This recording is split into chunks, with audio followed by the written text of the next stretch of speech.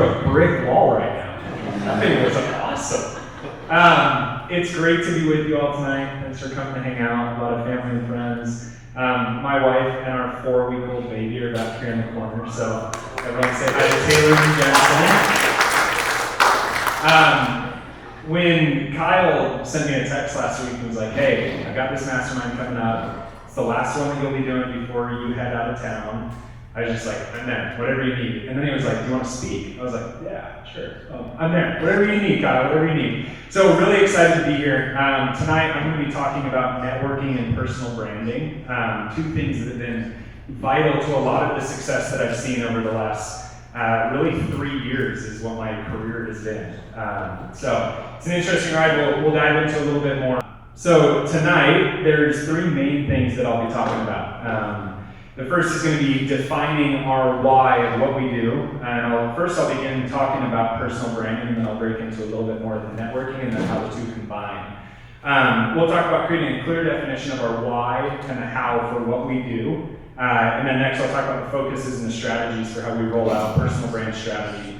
And then networking and connecting those dots together with people to make some really cool things happen. So my whole life philosophy is connecting cool people in the same room by curating them, connecting them, and then allowing them to create cool things. So my business partner right here is Sean Finnegan. Sean, raise your hand. If you don't know Sean is one of the coolest people and one of the people that has influenced my life the most over the last 3 months. I met Sean at the beginning of April of this year. 2 weeks later, he introduced me to a company. A month later, I flew out to Indianapolis with them. A week later, I accepted a new position, and in 3 weeks, I'm flying out to Indianapolis to move our family full-time to take over a company out there. So when you find the right people and you have a clear... I'm always amazed at what can happen when you have a clear definition of what you're working towards, but then you also align those with people that have the same vision and the same mission for what they're trying to do. So after I speak, I want all of you to make sure that you go introduce yourselves to Sean, because Sean is the top person in this room to know, because he's influenced my life out of anyone here. So a little bit of background on me. I am Ryan.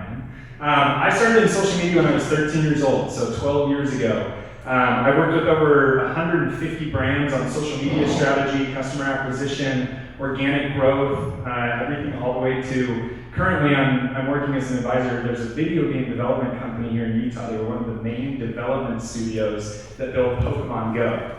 Everyone remembers Pokemon Go. I still play it, level 37. I'm an avid player. They just released a new app in beta. They're building a new app for Niantic, and I'm helping them get 5,000 users onto their new beta schedule. So some really cool stuff happening there. But my whole focus, as I mentioned earlier, is connecting cool people together and making cool things happen. And just a month ago, I stepped in as the president of Cold Plunge Studios, which is an ice bath health and wellness studio company based out of Indianapolis, and I'll dive into that a little bit later. So this is my career over really like the last, we go all the way back to 2013, but really over the last 3 years. So when I was 13, I wanted a longboard. So I cold emailed 300 longboard companies and said, I'll make you a YouTube video if you send me a longboard. I had never made a YouTube video before, and I had to hijack my parents' camera. So didn't really know what I was doing, but I knew like, hey, content's valuable. This new thing called YouTube is popping up, and there's got to be some value here. So that was how I got started in social media. I grew up in the suburbs of Chicago, came out here in fall of 2016, and 2 days after living here in Utah, I saw a van at the student housing complex that I was working at that had like the UU Wolverine on it. And I went up to the guys in the van and I was like, what do you guys do? They're like, we work in the athletic department here.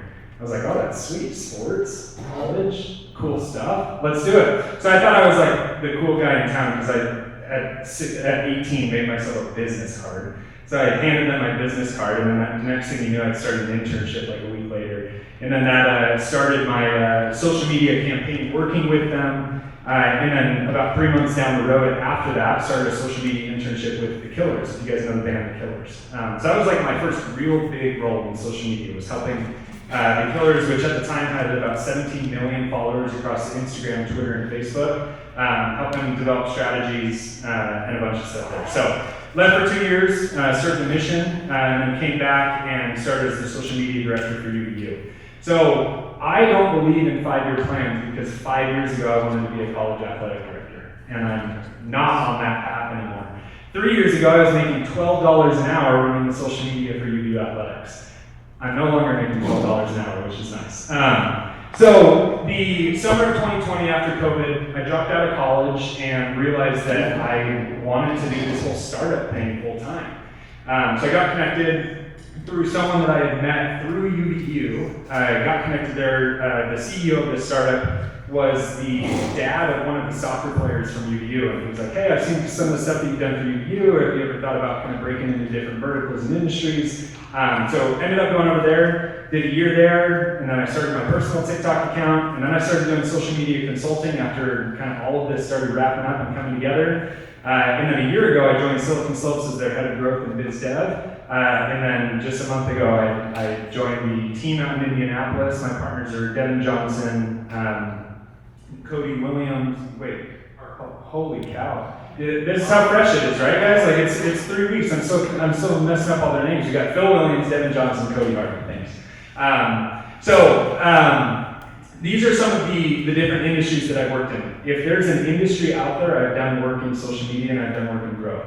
And a little bit later, I'll talk about how the whole concept of like trade and social media comes in. But I've done social media for massage therapy clinics, so I can get free massages. I've done work for dentists, so I didn't have to pay to go to dentist appointments. I've done work for chiropractors, so I could have free chiropractic adjustments. I've worked with every possible brand and industry that you can think of as a way to leverage and get something out of that relationship. So about a year and a half ago, I started my journey on TikTok with ice baths. As funny as that is. 2 years ago, I got diagnosed with ADHD, and I started documenting this journey of living with ADHD as a high-functioning adult, trying to find things that would help me be more productive and help me with like learning to live with ADHD. So at the beginning of February of last year, I texted my wife and I said, hey, I'm at Cow Ranch, I'm gonna buy a horse trough. And she's like, all right, I always come home with something new, and she's like, this doesn't surprise me. So I come home, post an ice bath, and the next day, the video does 7 million views. And I was like, oh, I think I struck gold here. So my claim to fame is that now 60 million people have seen my nipples. It's been an interesting ride, this path with ice baths. As funny as it is, like everyone's like, oh, you do social media, you're a social media coach. Like, what's your content? I'm like, I do ice baths. And they're like, oh, really? I'm like, yeah, I do. But it was funny because I had done so much work with other brands. I like knew this formula of what worked on social media and how to combine people in for this, really like pulling people in for a really solid story that got people hooked, that made you part of this journey. So this natural development of starting to do ice bath content and then developing over the next little bit, doing millions of views. Sure, it's great to do all those millions of views, but like my content is around mental health, it's around ADHD, depression, anxiety. But it's fun. I got a message from the guy that sold me my horse trough at Cow Ranch, and he shows me a picture and he goes, he's like, hey, I've got people that come in from all over and they're like, hey, this video, do you guys have these horse troughs? I want to buy one of these horse troughs. So it's been a fun journey with that own personal brand, but my favorite part about social media and networking is that they are practically the same, and that's because they both involve one thing, and that's people. Everyone here, when done properly, can build a personal brand that is the equivalent to who they are in person and also the same online. So you really shouldn't be a separate person. You shouldn't be someone that you're not, because it doesn't come off as authentic, and it's hard for people to have that relationship with you. So this was my very first, I'm going to tell a story now, the very first time that I ever learned about viral marketing. So when I was a junior in high school, I really didn't want to go to school. We were in the middle of a really bad snowstorm, so I got on Twitter, changed my name and profile picture to the school districts, and I tweeted out, due to extreme weather conditions, all classes are canceled, no one needs to come back to school until next week. I'm in an ACT prep class, put my phone down for an hour, pick up my phone, and the thing's got like 5,000 tweets, or 5,000 likes and retweets, and I'm like, oh boy, I'm in trouble. If there's one thing to know about my parents, is that they always found out about anything that I did. And to their credit, they never let me post anything negative on social media. So this one went downhill really fast. And I looked at my phone, I had a notification, it's like, hey, your assistant principal, your principal, your assistant dean, your dean, the assistant superintendent, and the superintendent. This was the third-ranked school district in the entire nation. All these people had followed me on Twitter in the last 30 minutes. I was like, oh, I'm screwed. I'm done for it. So I changed my picture back. Like, it was to the point, the next day at school, my little brother comes home and he tells me this story. He's like, the janitor at the middle school came up to me and was like, did you see your brother's tweet last night? I was like, oh, this is gonna be bad. So my mom's like, hey, you're gonna get expelled. You're impersonating the school district. So I go into school the next day. I've got people coming up like, that was awesome. That was such a fun tweet. And my principal comes down to the class that I'm in, and he goes, Mr. Boswell, I need to see you down in my office. I'm like, great. So I walk down, and he goes, I don't want you to freak out, but the superintendent is sitting in my office right now. And I go, all right, let's do this. Again, my mom's words are echoing in my mind. She's like, you're going to get arrested, you're going to get expelled, you're impersonating the school district. I go in, and Dan Bridges, the superintendent of Naperville School District 203, stands up and he goes, Mr. Boswell, it's nice to put a face to the tweet.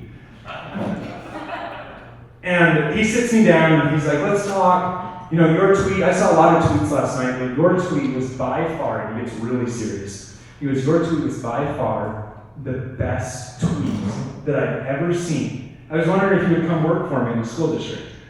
So, again, I'm like, oh, I'm not getting expelled. I'm not getting arrested. I'm just like, I didn't expect to get a job out of it. The next thing you know, I was working for the school district and helped them out in a couple of videos. But I learned the power of social media in that moment. It was like, luckily no one skipped school or anything, so I didn't have really bad repercussions. But it was in that moment that I learned that you could really reach a lot of people. And again, I was 16 years old using Twitter. I had no idea what I was doing. So it's fun to look back on those moments and see how that develops into that now. So I want to get into a little bit of the strategy of using social media for a personal brand. So everything that I'm talking about today are things that I've implemented myself. I've got tons of resources and one-pagers that I can send you from things that I have. So just send me an email or shoot me a text after this and I'll send you over the folder with all of those. But these are all tried and true practices that I've worked with. I've got a lava sand heating bag company that I've worked with out of Fillmore, Utah, that we started posting on TikTok. And after one video, they had someone send them an email that was like, I want to purchase 40,000 pounds of your lava sand. And I was like, that's the power of a brand and storytelling. So all of the things that I talk about tonight are things that I actually use and that I use in my own practices because I believe in practicing what you preach. So the content roadmap is something that is very important when it comes to storytelling. And there's a really good book called Building a Story Brand by Donald Miller that I would recommend everyone reading. It will ruin movies for you because it gives you the plot line for every single movie and you'll start to notice the theme. But the content roadmap really starts with defining first your why. Why are you creating content? Why do you do what you do? And then defining your who. Who are the people that I'm trying to reach? Who are the people that I want to impact? Then after that, you define your how. How am I going to reach people? What channels am I going to communicate and connect with people on? And then from there, the path is clear, and so it's time to go. And you start that strategy. So my first question that I would ask all of you is, why would I follow you on social media? And if you don't have a good answer to that question, then that's something you need to think of. What is the actual value that you're providing to people through social media? And if you can't answer that question, then you need to spend time thinking about it. For me, and again, a lot of people will think it's egotistical, but it's what is your actual value add? There's so much noise out there in social media and in the world that it's actually very easy to stand out with refreshing content when you do it the right way, when you have an answer to this question, which we'll talk about a little bit later. So people do not do what they're told to do, they do what they're inspired to do. And this is very true for social media. We're out of the day and age when you can hire an influencer for X amount of dollars that's got 3 million followers and they post a picture wearing your t-shirt and you go sell out of the inventory. We're out of that day and age where you can just hire people with following, and we're into the day and age of people with curated audiences that align on your why and your mission. And when you inspire people to do or take an action, again, this is vertical agnostic. This isn't just for social media, right? This is human nature at its core. People will not do what they're told to do, they'll do what they're inspired to do. And then in addition to that, your followers will not do what you tell them to do, they'll do what you inspire them to do. So just keep that in mind. And your responsibility as a content creator, as someone with a personal brand, as a CEO, as a founder, as someone that's storytelling and selling something, your responsibility is to allow people to put themselves in your shoes and give them something that they can see themselves doing, that they can see themselves living a life that they can live. So here's 2 content examples. I showed that picture earlier of my first ice bath. Went on too many. So my first ice bath, I knew that ice baths were a vital trend, right? Like it's something that people talk about. It's a challenging experience. It's not something that people like really want to do, but it's something that intrigues people. And if you watch this video is 3 minutes long, and the average viewership was 2.5 minutes. So the average viewer would watch just about this entire video. And you'll notice as you go through the comment section on this video, the top comment is it looks like this guy's smelling colors because I was breathing so hard. But the next comment after that is, you see like a minute in, you can tell he gets like really calm, right? And I've got a hammer and I like break the ice as I start the video. And everyone's like, oh, like he's really gonna hop in this. He's gonna get in a horse trough. It's 20 degrees outside. He's gonna go sit in this water. But I wanna watch this. I wanna see what this is. So the cool part is about a minute in, again, this was my authentic experience. It's my first time doing an ice bath. A minute in, I like finally get my breath under control, and it was like the most serene experience. And that was the thing that people commented on in the video. In addition to me smelling colors, and people thinking I could smell purple. But a lot of people commented on the fact that it looked like I was calm. And that evoked an emotion that people wanted. It was something that they've been scrolling on social media. Something that's interesting, you can go on TikTok and you can actually go to your settings and go back and see all the videos that you viewed in the last 60 days. And you'd be amazed at how many videos you can watch and scroll past in like a minute. Like for me, it's usually like 30 or 40, which is crazy. If you think about how much consumption is out there, think about the ability to have someone pause for 2.5 minutes to watch a video, and then for the emotion that they take away from that was, I want to be calm. So think about those emotions that you can evoke with the audience that you're trying to reach. As you define your why and you define your how, then think about who is the person that's going to be stepping into my shoes. Don't just, there's a really interesting study out there that talks about how engagement is basically the new cocaine. Engagement is so addictive that people just focus on how can I get more comments, how can I get more likes, how can I get more shares. When in reality, it's like, how can I have an impact? How can I evoke peace? How can I evoke interest? How can I evoke intrigue? How can I pull these emotions out of people so that they want to engage with this content? So I use the same intriguing hook, and you'll actually see on all my ice bath videos now, I use the same hook on every video. The first 3 seconds is me using a hammer, cracking the ice, which indicates to people, oh, this guy's about to get in this water, he's insane, let's watch this thing through. And I've tested this with videos that are 5 minutes long, I've tested this with videos that are 30 seconds long, and again, the viewership is always like 75 to 80% through the video. The second video, and I call these sprint videos. So this is a video that's 8 seconds long, and it usually takes about 2 to 3 views to actually read all of the text that's on the screen. So what I'll do, like when my views are low, I'll usually create one of these videos that has so much text on it that it takes 2 to 3 or 3 to 4 views to actually be able to read through all the text. Really, it just kind of tricks the algorithm that you're getting more views, but take this and then divide it, by a third. So I would say this got like 1 million actual views. But this is a really good way if you have a topic or something you're wanting to talk to people about, find a way to draw out the conversation and then have people comment like things that they would add, right? So like this video, for example, is 8 alternatives to scrolling on social media at night, which aligns with my vision of social media and talking about like productivity content. And I want to talk about how to find more peace in your life and things like that. So it had an engaging hook that was immediately relatable to the viewer, which was, here are 8 alternatives that you can do, right? You want to step them into your shoes. You can do this right now. This is something that you can actually do and act on in this moment. And then it had the 8-second clip that was matched with the high-value copy, so something that they actually pulled away. A stat that I wish social media would track would be screenshots. Like, how many of you have screenshotted something on social media in the last 30 days?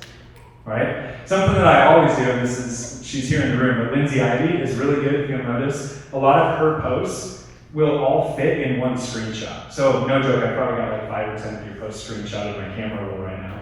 But a lot of really good posts will fit into one screenshot so that all of the actionable copy and everything that you're trying to do is you're pullable. I don't even know if that's a word, but it's all pullable right there. And then the other thing is this video is optimized for silent engagement. So silent engagement is something that's not a like, it's not a comment, but it's a share, it's a save, which I believe, and I don't actually know this, but I think these types of engagement actually have a larger weight on the algorithm because it's indicating that, one, you trust this content enough that you're going to send it to someone, which then indicates that it's shareable and more people are going to like it, so it's more likely to share it with other people organically through the algorithm. And then 2, if you save it, it's something that you want to come back to later, so you really value that piece of content. The other thing that I'll add, I've done, I think I'm probably, like on my page, I'm probably to 70, 80 million views. I've never spent a dollar. I've never spent a single dollar on TikTok ads. I don't believe in that because I think that organic audiences are the strongest audiences. Now, I do think that an organic campaign is coupled and supported by a paid campaign when you have the right strategies and you've got the budget. But most of the startups that I've worked with, they're like $0 marketing budgets. We've got like one person that ends up managing all the social media channels, they end up doing all the customer service, answering all the DMs, like that usually falls on one person. So the first step in really ironing out your roadmap for a personal brand and building the personal brand strategy is defining your audience. So you want to understand who are the people that I'm trying to reach and why do they want me to reach them, and then what platforms are they on. So a lot of people are like, oh, you need to be on LinkedIn, you need to be on TikTok, you need to be on Instagram, you need to be on YouTube Shorts, you need to be on Pinterest, you need to be everywhere under the sun. I go completely against the grain. I'm on TikTok, I maybe post there twice a week, maybe once a week. There are times where I'll go like a month without posting. And I'll focus on trying to get out 2 high-value pieces of content a week.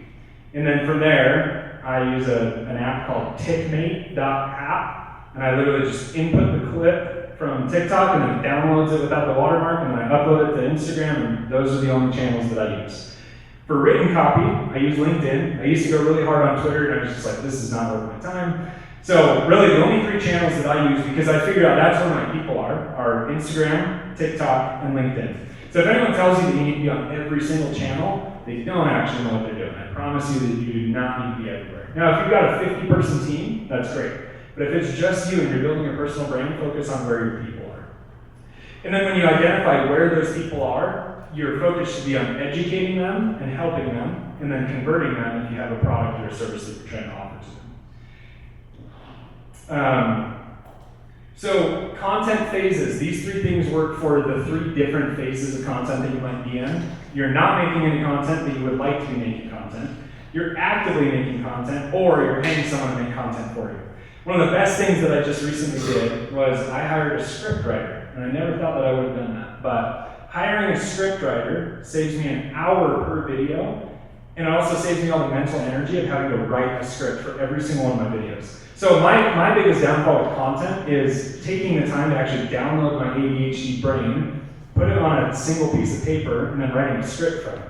So now what I do is I've got a Notion board, I've got a script writer in Minnesota, and I pay him $10 to take my ideas that I put in an audio file, and he turns it into a script, and then I record the video and post it. And it saves me an hour per video, and I've now got 15 videos that are in my log for content to create. So if anyone needs a good script writer, I've got a really good guy. And then distribution channels, again, there's a million places that you can go. If you're a personal brand, if you're a startup, if you're a chiropractor, TikTok and Instagram Reels, Instagram, Facebook groups over individual Facebook pages, because Facebook favors community over individuals.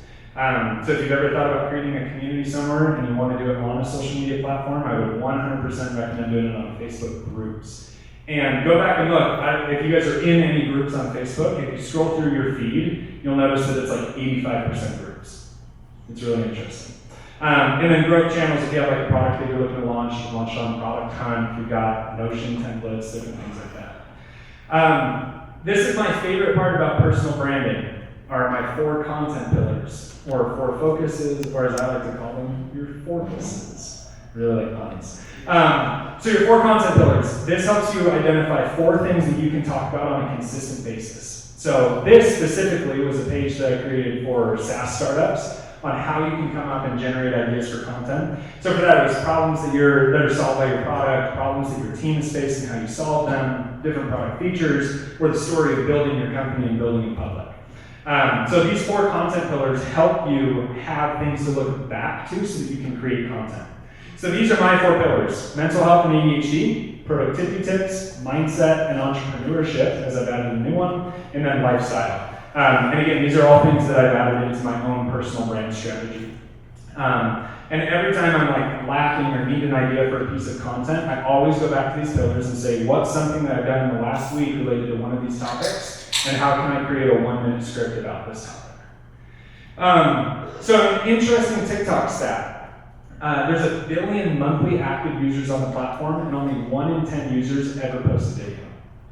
So 90% of the users on the platform are consumers, and 10% are creators. Now think about how many people actually post more than one video. Do you think it's still that 10%? How many people stop after 1, 2, 3 videos? It took me 41 videos at a startup to get our first ever bite on a video. We would average 200 to 300 videos, 200 to 300 videos, can you imagine? 200 to 300 views per video, and finally we had our first video that did 20,000 views, right? It may not seem like a lot, but now all of a sudden we're getting organic traffic for a product that costs 200, 300 bucks a month. We were getting leads in the door just from TikTok. So keep this in mind if you're ever interested. Just know that 90% of the people on the platform on TikTok are consumers and not creators. This is the storytelling sauce that was created by the founders and the creators of South Park. So they changed the storytelling format from I was going to do X, and then I was going to do X, and then I was going to do Y, or X, Y, Z, I guess. And then they changed it and they said, well, why don't we change that storytelling format a little bit? I was going to do X, but then X happened, and so I had to go and do something else. So it changes that format and makes it a little bit more engaging. And in 3 slides, I'll talk about the format that I did for this. But the whole premise of this is you're creating curiosity and you're creating connection to the content that you're creating. This is a really interesting page that was pulled from the TikTok's 2023 trend report. And it talks about the 3 different styles of content that you'll see on the platform. So you'll see moments, you'll see signals, and you'll see forces. Moments or trends are things that stay around for just a little bit. Signals will stay around for a little bit more, and then your forces are things that will actually stick around for a really long time. So my content ebbs and flows. As funny as it is, I'm a winter content creator. I don't even know if that's a thing, but ice baths are really popular in the winter. So I see this as it's like 4 or 5 months up, 2 months down, 4 or 5 months up, 2 months down. And it'll switch on and off, and you'll go through these phases. And you just have to remember, right, like anything, when you get down into these pits, you have to keep going because you know that it will get better. So a few reminders for just content creation in general. My rule of thumb is I engage with every single comment on a post within the first 24 hours. That first 24 hours is the most vital time for the life cycle of a post on social media. And then treat every single video as if it's someone's first interaction with your profile. So something that's really interesting, think about like your content on your personal brand as a story in a timeline.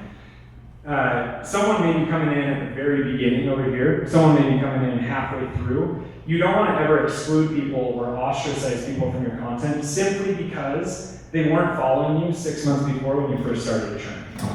Right? So you want people to be able to hop in at any point in your journey and be able to hop in and feel like they've been a member of your community, been a member of your content the entire time you've been creating content on the platforms. And then your content should tell a consistent story. So if I'm expecting, let's say I follow Matt and I expect to see a post about the new company that he's just taken over and how he's transforming, the 30 employees are there, and then all of a sudden he posts this hook and then he's like, oh, and by the way, I love cookies. I'd be like, I'm gone. It doesn't connect, right? If they're expecting to see X and you show them Y, now all of a sudden that content is not connecting. So if they're expecting to see something, make sure that you post the content that people are expecting to see. Going back a little bit into the storytelling secret sauce. This is my most viewed video that I've ever posted on TikTok. And it's funny because it took me about 20 minutes to create. I was going to do an ice bath and I had a hammer and my hammer broke. So I was like, oh, after work I'll go to Lowe's and I'll go get a new hammer. So start the video off. If you remember the storytelling secret sauce, I was going to do X and then Y happened, so I had to go do Z, right? It changes that format a little bit, it keeps people engaged. First 3 seconds, hitting the ice, hammer breaks. Then I was like, okay, I'm gonna go to Lowe's. So I filmed that process of going to Lowe's and filming the video. The other thing, if you guys remember like the robot voice that you saw in like a lot of the short form video apps, I used that voiceover to narrate the whole thing. Normally I would like narrate this process of like, oh, I was going to get in the ice bath and then my hammer broke, so I decided to go to Lowe's. Lowe's is a great store, and so I walked into Lowe's and I was looking for my ice bath. Like, that's pretty boring, right?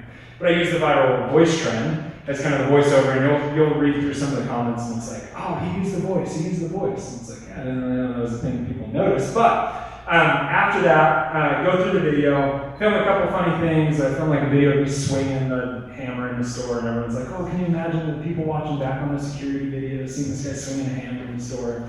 And then the most important thing that I did in this video, and I did this as a test, was I intentionally showed my credit card. But I had an Amex, and it only had like the security code on the front, didn't have any other information. And I showed my credit card in the video.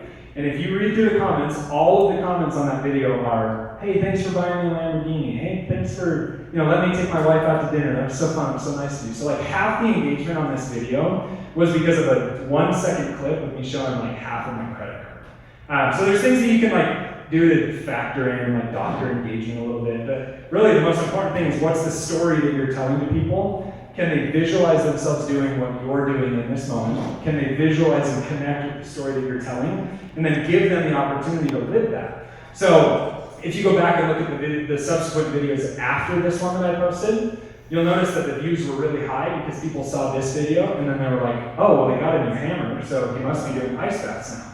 So they go back and then you'll see the video after this video, and a lot of the comments are like, oh, you got the new hammer looks so good. I was like, man, if Lowe's had sponsored me, I would have made so much money from hammer sales. So this is just something that's, I would recommend taking a picture of. This is just kind of a content flow of engagement and watching videos on the platform. This is so cool. So many phones just popped up.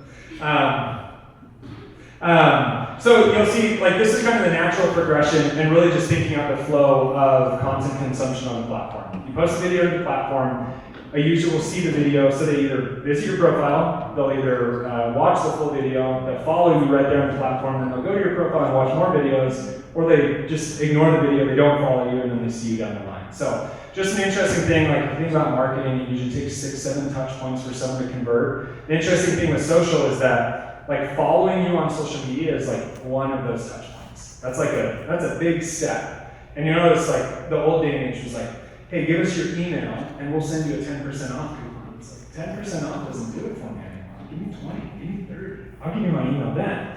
But you got to think about those touch points and what are the things in that customer journey that really connect people to the content that you're creating. And then the other thing that I always tell all my clients and people that I work with is you can't ever plan to go viral. The only thing that you can ever plan is your response to virality. So the biggest missed opportunity that I see is someone has a video that goes viral. Someone has a video that goes viral and then they go quiet and they never post again. But it's like, if you have a video that goes viral, you better be posting, like you shift your schedule around, you better be posting once a day. If a video does 10x the normal views that you get, say you do 200 views and you get one that does 2,000, like ramp up the content creation. It's working, something's working right now, so let's keep it going. So back in January, I gave a presentation at the BYU Sandbox program. Wyatt's here, he was in that class. Wyatt has heard a little bit of this presentation before, but there was a student that came up to me after the class and said, hey, I've got an uncle down in Fillmore that's got a business that I think would be cool if you helped him out with some social media content. So got on and helped him a little bit with his TikTok strategy. And the first video that we ever did was, you can see this video right here. We just started a small business. Before this, they had 20 followers, they had posted probably 5-6 videos, and they averaged like 200 views. I told them that we need to treat this business account as a personal brand account. So I want you guys to tell the story of why you and your family started this business. And again, they're a lava sand heating bag company. So they make they're like bougie rice bags is how I think of it. We've got a rock mixture down in Fillmore, and they make the bags, and it's a family project, and it's funding their trip to Disneyland. So we make this first video. This video does 2,800 views. Their videos have normally been doing 250 views. And then about 4 or 5 videos later, their first video goes viral. It does 111,000 views. Again, when we posted the 7th video, they had 40 followers. And then within the next, the next week, they were up to 500, 600 followers. Then again, we kind of ran out of content ideas a little bit, and we slowed down the content creation, and all of a sudden we weren't getting really high value or really high quality content out consistently, and so our views diminished a little bit. But sometimes, again, this is kind of the point of you can't plan to go viral, you can plan your response to virality. This is another really good one for being convincing, so putting people in your shoes. This is from a platform, I believe this is a TikTok video that this company, they do like golf club cleaning videos. If there's anything about cleaning videos, is that it's very enticing to watch. You'll usually watch the whole thing. At least I do. I have OCD and ADHD, so just like love seeing things be clean. But the really cool thing is they had a very simple product that you could buy. I think it was like $20. But they took this old rusty video, and by the end of the 20-second video, it looked like they just bought it like straight from the golf store. So being convincing and designing content that people are going to be like, they can visualize themselves purchasing that product. They've got a bunch of old clubs that are dirty in the garage. They need to clean them. They'll probably purchase the product. 2 weeks later, they forgot that they purchased it. Finally shows up, and they're like, "Oh, I'll clean that eventually." And when it comes to social media, the most important thing is don't create content that you think is attractive, right? Sometimes we get a little too emotionally connected to the content we create. It's like, oh, this is gonna look great, this video is gonna be awesome. Sometimes it's the content that you don't really put any effort into that ends up performing the best. So don't get too emotionally connected to your content. Really try to design what you do based on the content the emotions that you'll be able to pull out of that content. So kind of a recap with personal brand strategy and content. Identify the right channels and how to build and how to position your story, who you are, why you do, where you do it, how people can connect with you. And then sharing success stories, sharing your failure stories, and then your growth stories and why you built what you built. So I've got a friend, his name's Connor No. He's got a supplement company, Ashwagandha. It's basically like an anti-anxiety drink mix poured into your drinks. And one of his top performing videos was a video talking about how they had to throw out $20,000 worth of inventory. And the comment section is just awesome and super supportive, but he took people on this journey of like, hey, we've got this drink mixture, it's called Nello, and we had a bunch of inventory that went bad, and it wasn't up to our standards, so we decided to throw it out so that we could get better content. But he told it from his perspective, right? I'm the entrepreneur, I spent all this money, but it wasn't up to my standards, so I want to make sure that I had product that was, so I decided to throw all of this out, and I'm ordering new inventory, and it's going to be on the website soon, so you guys can go check it out, right? Builds trust, evokes emotion, storytells and connects people to the brand, and then he also has the opportunity to tell the story of what the product actually does. So an interesting study and kind of trial and use case that I did. When I was at Silicon Slopes, one of the campaigns that I did was we tested the efficacy of personal brands on social media. So a lot of the strategy before had been, let's post from the Silicon Slopes brand account. 27,000 followers on LinkedIn, 7,000 followers on Instagram, and posts would do okay, right? And I was like, I wonder if we could set a goal and a focus for the next year to humanize the brand of Silicon Slopes. So if anyone knows Silicon Slopes, it's a 501c3 nonprofit, puts on one of the biggest events really like anywhere, and they pull some of the best speakers, connect people together, and get together once a year. Focuses on building the tech and the business ecosystem inside of Utah.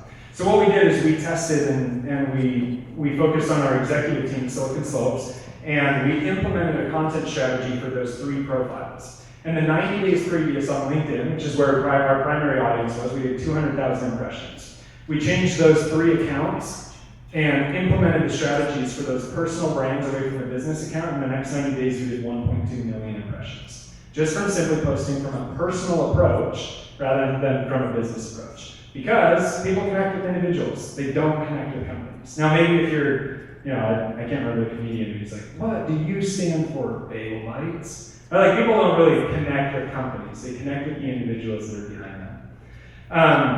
So that's also what I have on personal brands. Now I want to break into just a little bit and close out with the concept of networking and how social media and networking combine because they both involve people. So one of my favorite things about coming to events like this is the people that are in this room. Relationships take on a whole new meaning when you do business with people. This was a piece of advice that was shared with me by one of my best friends, Sean Holiday at the space station. You guys know the company Space Station? Coolest company in Utah. They're seriously one of my favorite ones. And he told me, he said, Ryan, one, you need to go out and build something. You've worked for a bunch of other brands, you've worked with other startups, you need to go find your nest egg and you need to go build something. And then he said, you need to find the people that you want to do business with and stop hesitating and just go for it. So the next day, I drove to Sean Finnegan's office and said, Sean, I want to do business with you. And a week later, he connected me to my now partners, Cody Harvey, Phil Williams, and Devin Johnson. And a month later, I was on a plane in Indianapolis, and then a week later, I took a new gig and partnered up with them, and now 3 weeks later, 3 weeks from today, we're packing, moving to Indianapolis. So if there's anything that I would recommend taking away from this presentation, is that there's someone in this room right now that you are meant to do business with. And not in like a stingy or like, how am I going to make money and what do I need from this person, but like realize that every single person in this room is here for a reason. They were curated by the Hive Mastermind, and everyone that's behind these doors right here is here for a specific reason. So that's how I like to go into events like this. And you meet people to do business with at events like this. So I love coming to events like this, like the Hive Mastermind. Put on an awesome event with Kyle and Bad Bet Productions last week at UFC. And a lot of people that you'll see in this room are they're heavy hitters and they're high caliber people. And you get a lot of value from coming to events like this. So thank you for having me, and thanks for putting this event on to Kyle and Cassidy and the team.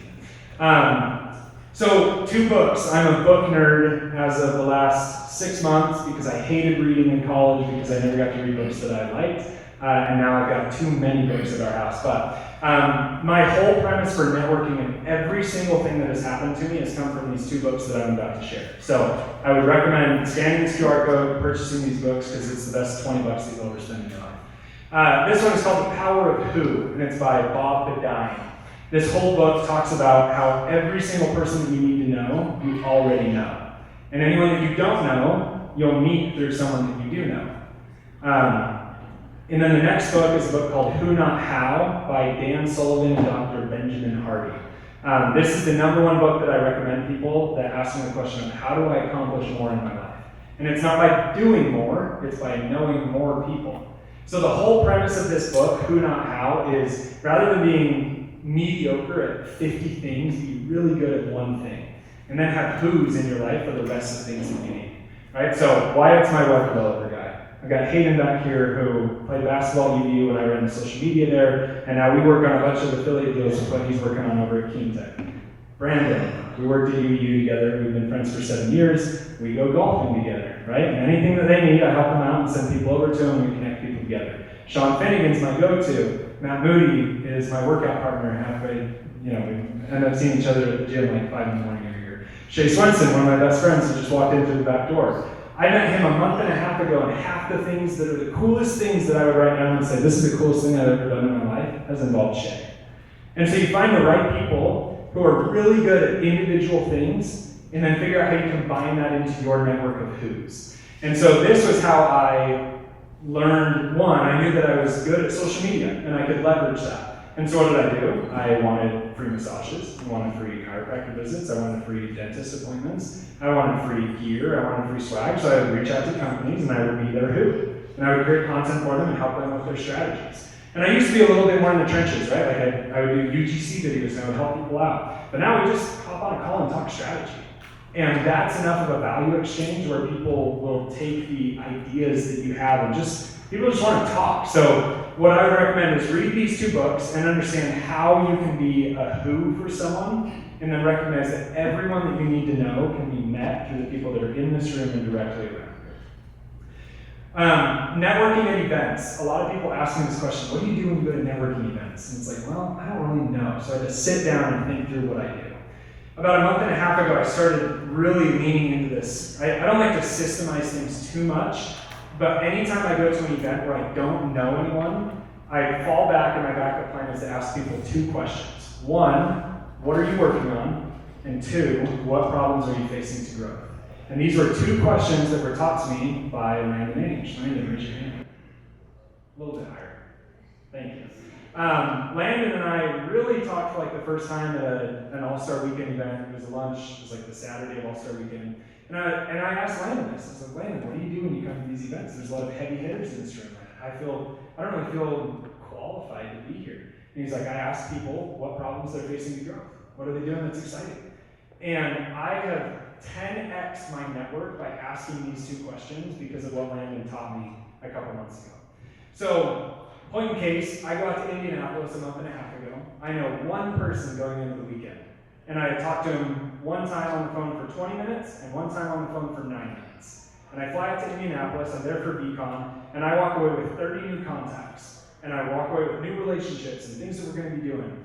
And the whole weekend ended up coming about because I would ask people these 2 questions. And then what I would do is I'd take the person that I met over here, that I knew what they were working on, and then I'd come meet this person over here, and then connect them together. Like I didn't even have to, I wasn't doing anything. I was really just learning what are these 2 people doing, and how can they connect together. So any event that I go to, my entire focus is to be the connector. I don't have to be the person that walks away with a new $10 million deal. My entire focus is how can I curate the right people and what they're doing, how can I connect them together, and then enable them to create something. And then from there, the relationship, sure, it points back to me. That relationship came about because I connected those people together. But you'd be amazed at the compliments and then also how deep that relationship will go just by introducing someone to someone else. So the other thing that I would recommend is after we finish this and as we're going through the networking and everything a little bit later, make sure to ask people, what are you working on and what are the problems that you face to grow? And think about those relationships and friendships as a plane, right? Like everyone's up in the air, everyone's flying around. For sake of the parable, like we don't really have a spot that we know that we're going to land. So we're going to meet someone and we're going to land this plane. Then I'm going to ask them those 2 questions. I'm going to ask, what are you working on and what are the problems that you're facing in growth? And then I'm going to implement the books, The Power of Who, knowing that if you have a problem that you're facing, I have someone that I can introduce you to that can solve that problem. Or you have a problem that you're facing, I know how to solve that problem. And we were meant to be together, and we were meant to know how to solve each other's problems. And then also implementing who, not how. If I can't solve your problem, I know someone who can. And I'm confident in that, 100%. If any of you have a problem that you're facing, I may not be able to solve it, but I 100% know that I know someone that can solve that problem. And then the whole focus, and again, this is a group that Sean Finnegan and I host called the Extra Room. We've got a patch, and it has 3 words on it. It says curate, connect, and create. And by curating the right people together, connecting them together, you then enable them to create really cool things, and then that points back to you, and the relationship goes a little bit deeper. So I don't think we have a ton of time, but I'd like to take maybe just a few questions on networking, personal branding, anything that we've talked about a little bit tonight. But that's everything that I have for now. I've got like a closing slide. But does anyone have any questions about how do I position myself on social media? What are different ways that I can leverage media? How do I network and do cool crap? Anyone?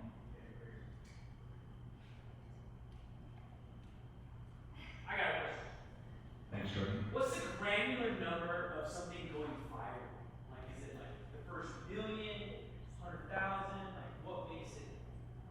I would say 30,000 is what I would say. Start. 30,003 is what I would say. No, I would say once you kind of hit that like 20, 30,000 mark in a pretty quick time, that's when you then start responding to every single comment that comes in that first 24 hours. And it's like, we're going to speed this up. We're going to keep the reactions going and keep the conversation rolling. But I would say around the 20 to 30,000 view mark. Landon. Social media is hard for a lot of people. How do you know when to quit? So the question is, how do you know when to stop doing social media if it's not working? For me, I know what my why is when it comes to creating content, and that is to make a difference in someone's life, and hoping that the content that I share has a positive impact. Some of the best videos that I feel like I've ever created did some of the lowest views that I've ever done. But I quantified the success of that video because I got a DM from a 17-year-old that was in high school that said, hey, I think I have anxiety or depression, and I don't really know what to do, and I don't feel like I can talk to my parents about it. Right? So like, really it comes back to like, what's the response that you're expecting? And it may be 100,000 views, it may be 100 views. But if you have a comment like that that comes in, like all of a sudden it doesn't matter how many views that video got. So what I would say is really try to focus in on what's that why you're creating the content. And then you'll know from there, like if it's not working, I'm not getting the response that I'm wanting, then it's not working. And it's time to shift, and it's time to change the approach a little bit, maybe time to change channels. Does that answer your question? Right here. What problems are you facing, Ryan? Oh, what problems am I facing? She's in the room. Yeah, good save, Jordan. Good save. My 4-week-old baby is, she needs some new clothes. Problems I'm facing. Man, I ask this question a lot, and I actually don't know that I've ever been asked this question.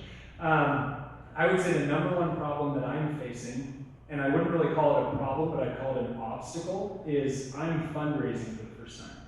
And we opened a $1 million raise, our second raise for Cold Plunge Studios.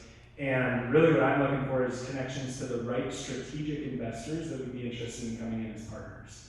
And be interested in opening up Cold Plunge franchises. So if you know anyone that has deployable capital, or anyone that is interested in fitness and wellness, and has 25K or 50K that they'd be interested in writing a check, that's an obstacle that I'm facing right now, is closing that round. But that's a good question. Thanks for asking.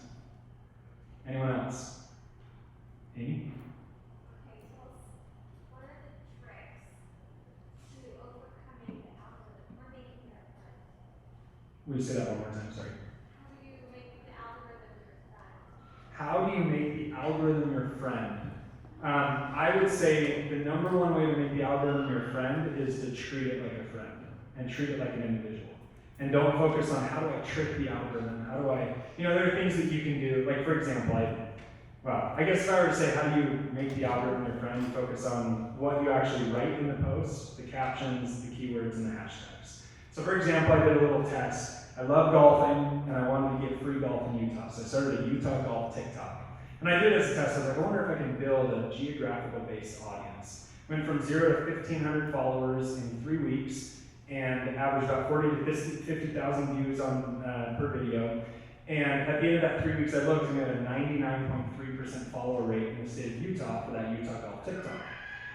So what I did there was I focused on 3 things. I focused on the captions in the videos and not using an external app to create the captions because what you create in the app is actually hard-coded into the post.